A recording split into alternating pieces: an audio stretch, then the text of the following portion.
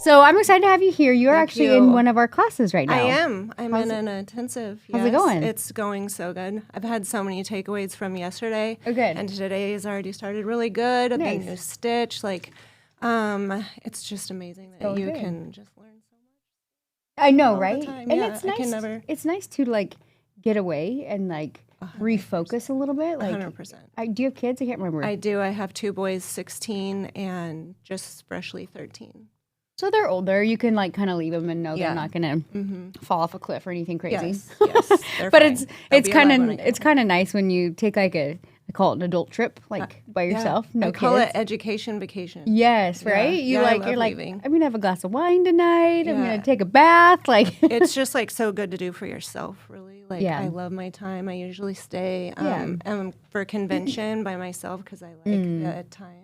by yourself. Yeah, I like being with everybody. Obviously. Yeah, right? I wouldn't share a room. being Like there, I I don't even share a room with my team. I'm like, I want somewhere Yeah. upstairs by myself. I want a kitchen. I Yeah. want to do my own thing. Yeah. But that's awesome. So in the class, is it a mix? Is it like a mix of new students and then they invited anybody, like people, licensed artists could come? Or is it a phase 3? I can't remember. Yeah, it's a phase 3. Okay. And since I'm in mastermind, you're allowed to come to 2 Oh, cool. a year, which I'm totally gonna take advantage Nice. of because you just learn something every single Yeah. time. Well, we like, changed this, things- not change the stitch, but Yeah. Yeah. It's just mind blowing how much you can still learn even though you've already been through so much education. Like, Yeah. You can really not stop learning. And then like you guys are always transitioning and evolving Right. and innovating and making things like easier, better. right. And so, So then it's like you learn a new Yeah, thing. yeah. I think it's like I give it the comparison of like I've been doing hair for over 20 years, and there was times I worked in like a studio by myself, and I couldn't bounce ideas off anybody Yeah. or ask anybody. And then like when I worked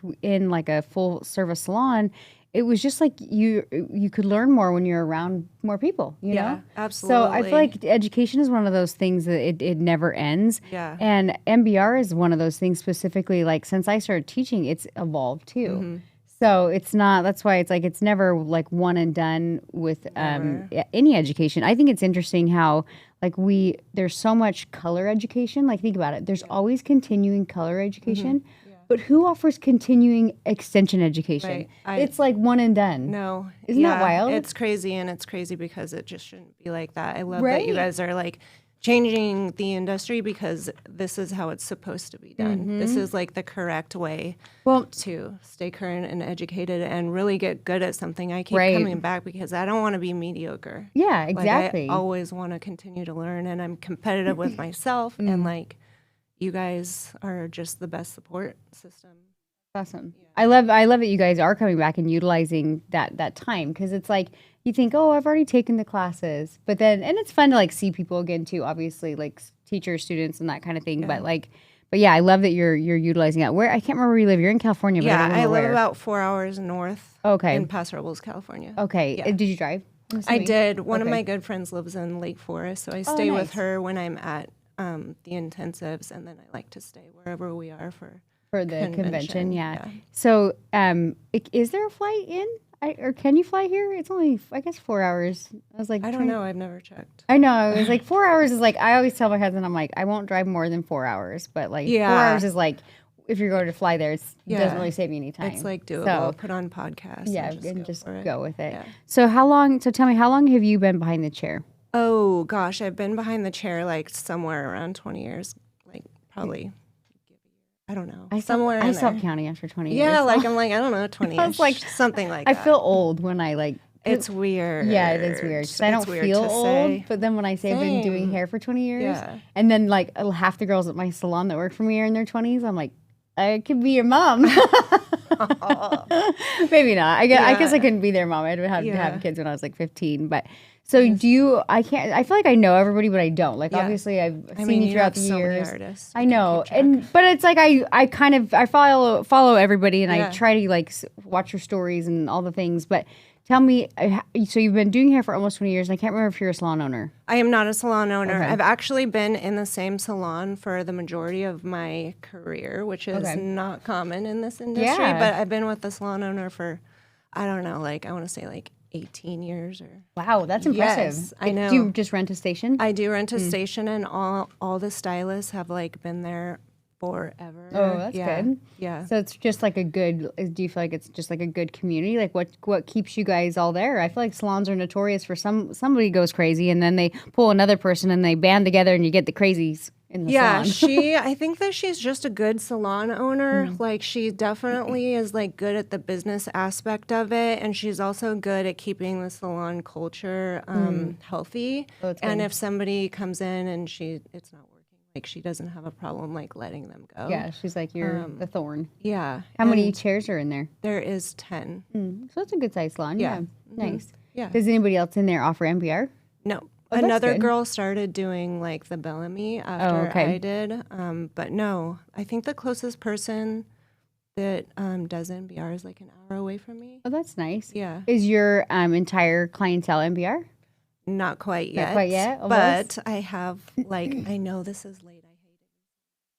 But I just finally let go of my Rip off haircut. the Band-Aid. Oh, you did? Yes. So now you're doing just colors and MBR. Yes. Okay, that's a start. Yes. That's a start. And I definitely, obviously, want to get to the place where I just do NBR. But Yeah. I've been.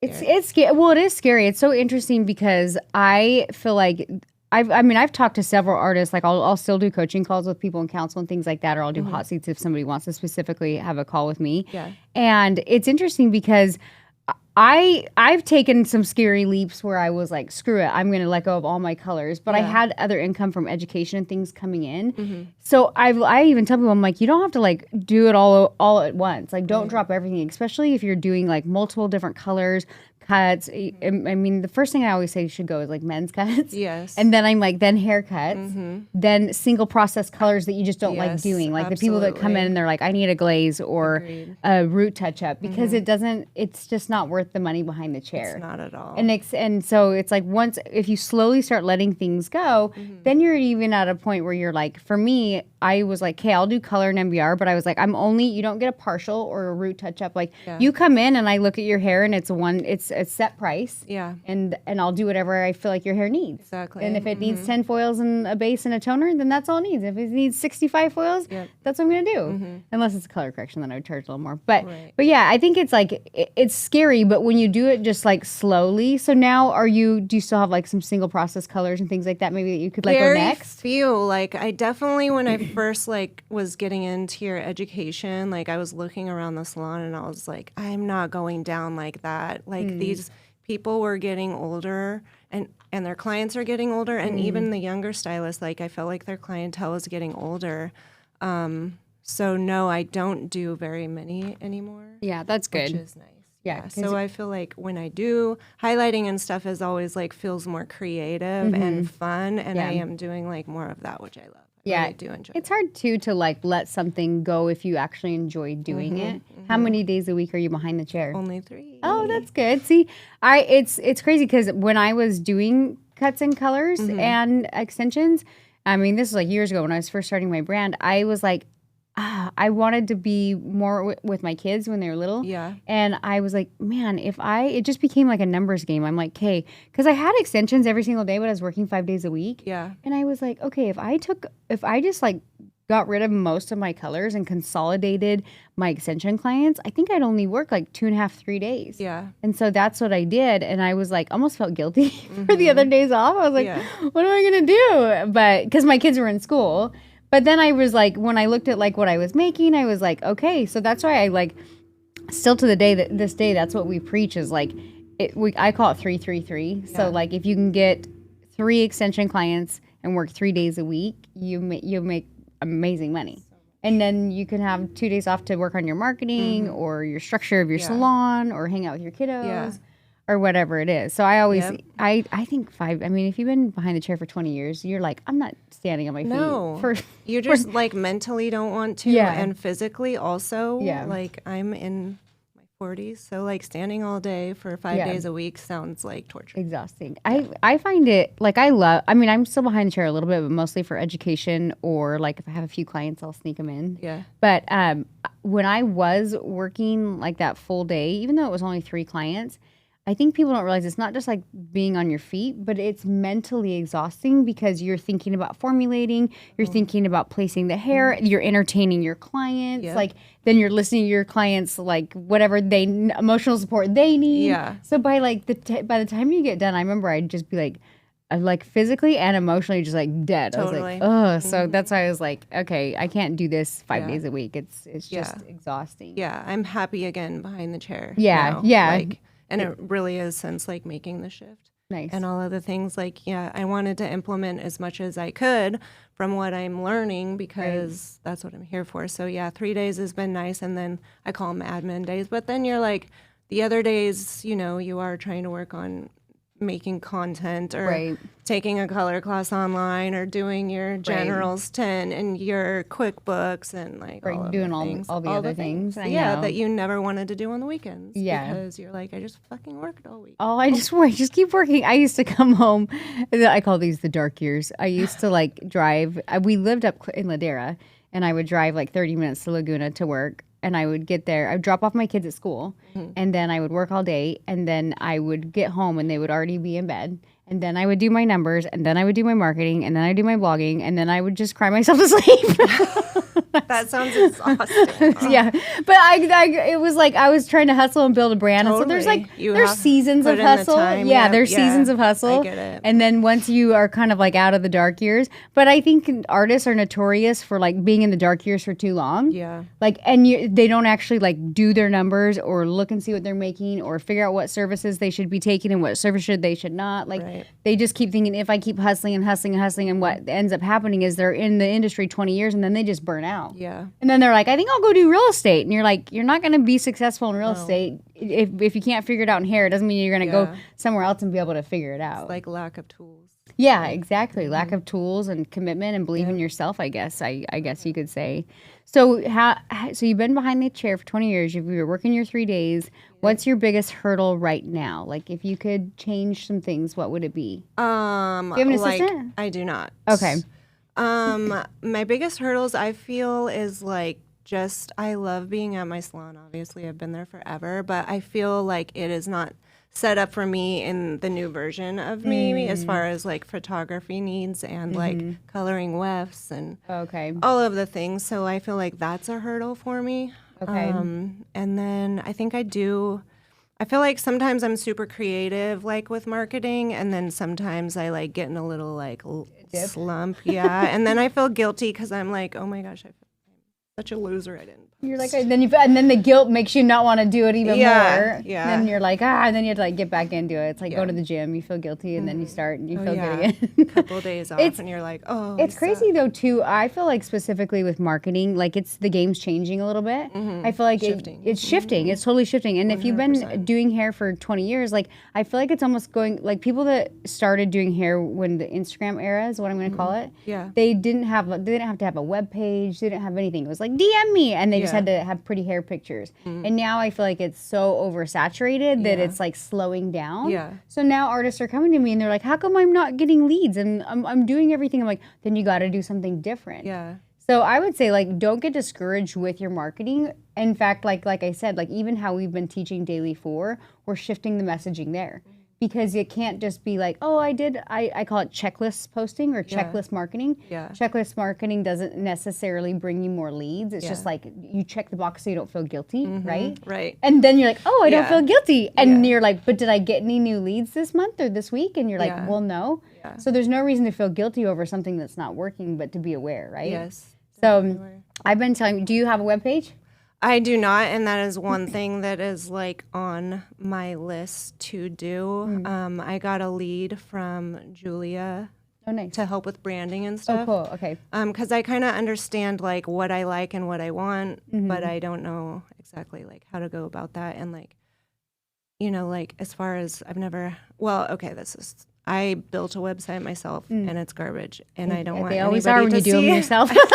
But I'm like, is there like a person that's supposed to be like, I don't know how you're supposed to resonate with your hairstylist. Like, am I supposed to find a person that's like that? I don't really know how it goes down. Or is there just I just want to like give you so many cool things right now. But I'm like, but we're on a podcast. We only have so much time.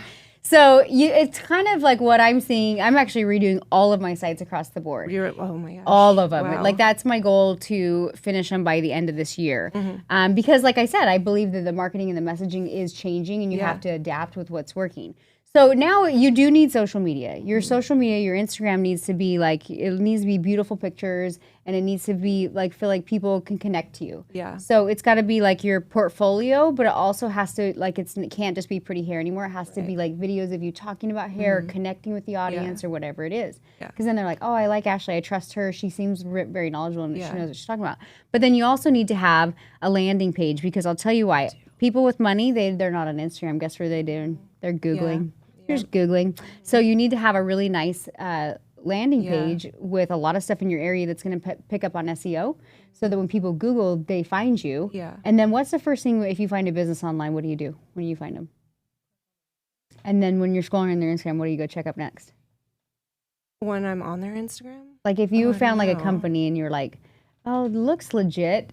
I always I hit the little Instagram square. I'm like, let's see what their social media looks like. Oh, okay, yeah. Because I'm like, I always feel like, am I getting scammed? No, 100%. Do you know what I mean? Yeah. I'm like, let me go. So like, I'll find a beautiful web page of any business. And I'm like, if I go to their social media and they have 4 followers, I'm like, it's a no for me. And I always press the Instagram one. You know how there's like several? I don't know why it's me, but mine's always Instagram. Yep, same. So now I've been telling people, I'm like, listen, you have to have a pretty landing page. Yeah. And you have to remember too, and I'll tell you this because if you are going to use Julia's guy or whoever it is, you have to remember the audience you're talking to. So hairstylists always want to talk, hairstylists talk.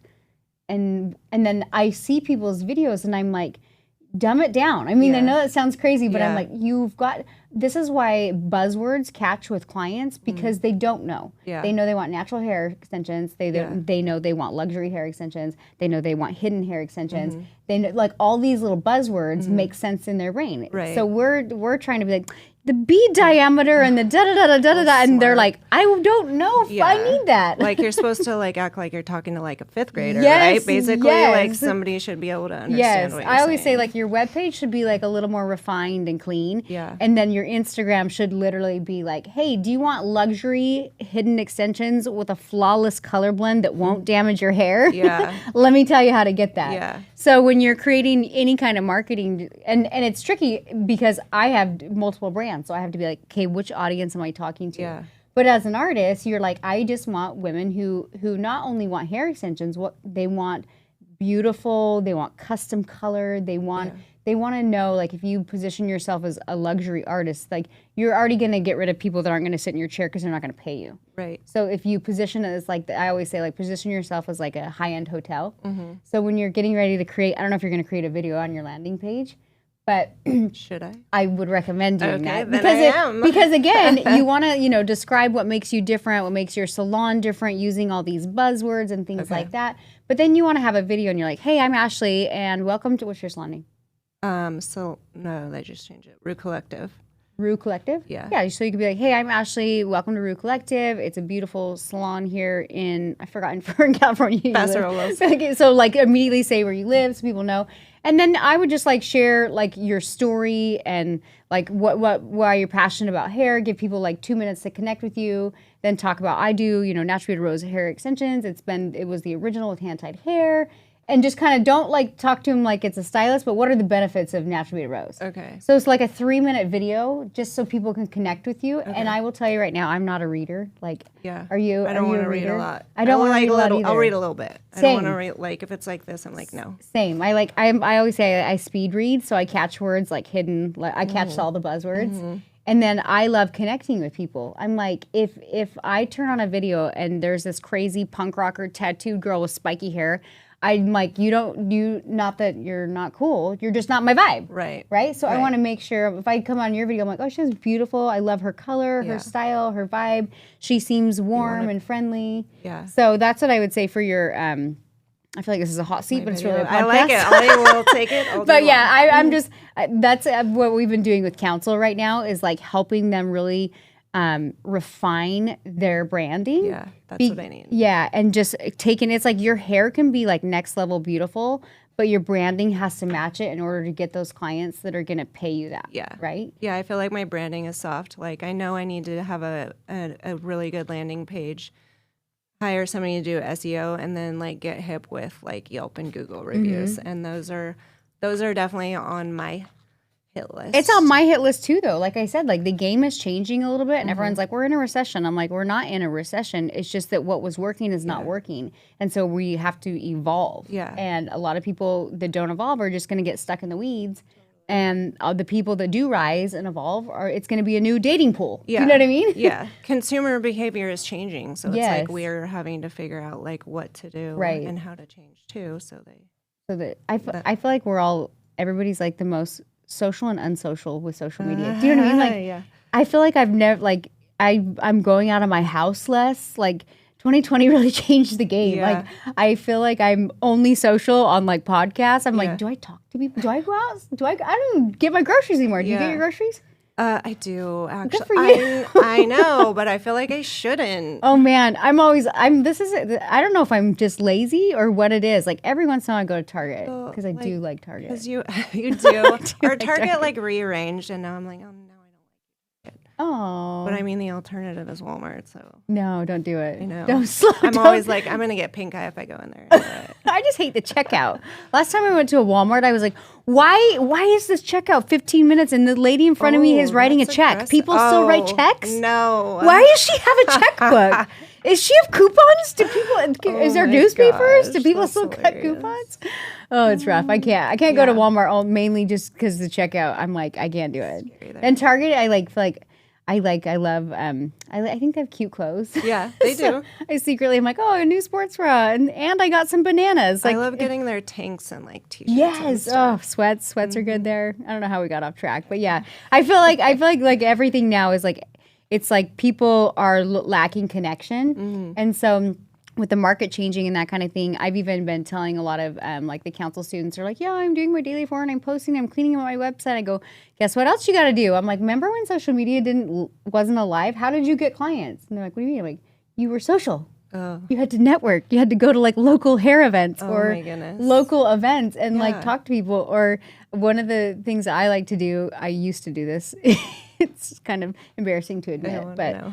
I would do my hair really cute and I would schedule a mall break on the days that I was at the salon. This is like pre-kids. Yeah. And I would schedule a break, literally 2 hours to go to the mall. And I would hunt down women who had crappy hair. That's smart. I lived in Vegas and I was like, and I would always have like a gap in the afternoon, like because clients would book after work and things like that. And I didn't have care. I didn't have kids, so I just would work whenever. I had no boundaries then. Yeah. But I would go to the mall in Vegas and I literally, any girl that looked cute and trendy and young, I'd be like, oh, your hair's so pretty. Like, where do you go get it done? And I got so many clients that way. It was great. That's smart. I feel like I'm always doing my hair before like my kids both play football, so I feel like I always try to look cute going to games and stuff. And my husband's like, "What are you doing?" Like, and I'm like, "I'm a hairstylist. Yeah. Like, I need to sell myself when I'm out. I can't look all haggard all the time. Yes, Just when I'm at home with agree. you." Well, and it's funny. Whenever I come to the podcast lately, I've been in like a hat, and I'm like, it's I know okay. you always look cute. I feel like a podcast is kind of more like low key, so Yeah. you can show up looking slightly homeless. Why not? As long as you're branded. Well, it's fun to hear everybody's stories, like how you got into the industry, how you got started. If you were, first and foremost, if there was a new artist getting into this industry, what is one word of advice that you would give them? Into like specifically our education or in the industry both. in general? Let's do in the industry in general, and then somebody who's new to our education. Okay. The industry in general, I would say go through the academy 100%. I feel like I want to somehow, someday, like be like help the movement because it pisses me off that I didn't have any of these skills when I was younger. And I feel like I would be in a much different place in my life and my career had I had the tools. Right. And it just was never there. So I would go through the academy and give it your all and do what they say to do because sometimes you want to skip it and there's hard days, but like it is worth the outcome and like the growth, like the confidence, the skill level, like it's just like invaluable education. Do you feel like there's a lot? I feel like a lot of our artists, especially licensed one, they really enjoy just like the community. 100%. Like yeah, it's like I'll never stop educating with you guys. Like I don't ever want to stop learning and growing. And the community, is because you can talk to people that are going through the same shit as you are, and you're like, oh, I really actually am not alone. And then you hear how people, you know, the trainers help them, or like they were problem solving with each other, and so the community is a huge asset. Yeah, it's just because it's different when you're like, especially if you're in a salon with 10 people, but none of them offer MBR, and you're kind of doing your own thing. You, even though you probably like them and get along with them, there's sometimes where you like can't have like conversations with them that are the same with somebody who's like, you're like, hey, how did you double your prices and get rid of all your haircuts? You know. And they're like, why would you do that? You're crazy, Ashley. Don't do that. And you're like, okay, never mind. I got to go talk to somebody over here and see how they did it. Absolutely. But I love them all. I don't relate with them like business-wise, like as much as I used to. Yeah, I kind of just keep to myself because I feel like it is like, I don't know, that you guys talk about that is so true, that you're a little bit threatening to people even though you're not trying to be. Right. Like I kind of just, I didn't tell anybody I was coming here. I just go and come back. Back do your in own town. thing. Yeah. No, I love it. I think that's great. And I don't think, like, here's the crazy thing is, even though you feel like you're maybe like not outgrown your space, but in a way you have, because hopefully going through the academy and everything you've done, you're making more money, you're picking the clients you kind of want to work with, you're making these changes, and people see that. And the crazy thing is people don't always like to see somebody else grow, because what it says to them is they're like, they're literally, it's like they're saying, what's wrong with me? Why do you not want to stay here? Like it's immediately like an attack on them and their ego. It's not that they're not happy for you, but they're like, well, why doesn't she think she's too good? Yeah. But what they're saying is they don't have the desire to rise, and that's okay. And so I think when you're in that environment, as long as it's not toxic to you, and you can kind of I call it tunnel vision, but you can just kind of be there and not feel like there's whispers of like, who does she think she is? Yeah. And you can just focus on you, then that's still a healthy environment. Yeah. If you ever feel like it changes, that's when it might be like, okay, like I've outgrown this space. Maybe I need to go rent my own studio somewhere, or whatever it looks like, you know? Yeah. So I feel like a lot of artists in the academy do that, and some of them don't. So it's like, you just have to gauge where you're at, where your growth is at. And like I said, if at any point you feel like it's like doing you a disservice, then you're like, okay, I gotta go do my own thing and that kind of thing. Yeah. Yeah, I agree. Like, and I definitely would know when it's time to go, and like, you know. Can you get an assistant there? No problem? Like, I can, yeah. I have not. I've never worked with an assistant, so I feel like scared to, because I'm like, how am I gonna? You know, we have an assistant training in the academy. You don't? Wait. Well, I must. Okay, so here's did I forget? Did it change? What do I we need now? we are always updating our videos, like always, and you guys always have access to them. I so need if to go ever, back. yes, in fact, we just put in a new template for people that use funnels. If you wanted to use the template, you can go use it. So anytime you have a question, or because that was my goal in the academy, is like I was like, I don't want anybody to ever have to go outside of my company to find something that I can't give them here. Okay. And so if you ever need and if you're like, I wonder if they offer this training, email Rachel. Okay. And she will literally send you a direct link to updated training videos. Okay, I'm gonna check it out. Kitty, she's in council. She was like, hey, do you have something on lead development and my brain's blanking, email marketing campaigns? I was like, we do. She's like, can you teach that? I was like, Kitty, you're in luck. We have an updated video in the academy. She's like, I did not know that. I was like, yes, we do. Okay. So yeah, anything you need, if we don't have it, Rachel will tell me, and I'll be like, well, shit, we're creating a new training. We're creating a new training. But I'm so excited that you are in Mastermind. So once somebody goes through the MBR program, it's a mix of business marketing and sales for the artist, mixed with natural beauty row hair extensions. And once you go through that, you're a licensed artist. Because it was hard for me to want to put somebody on a locator map, knowing that extensions is the highest paying service in our industry. And most education companies that teach extensions, they're like, hey, you got a 2-day certification. And I'm like, I would not feel certain in offering a $1,000 service if I took a 2-day course. Like, I'm going to just really fuck up a lot of hair. No. Like, it's sad that people offer. It is. And that's why I think like people that are in the academy, they take it very serious.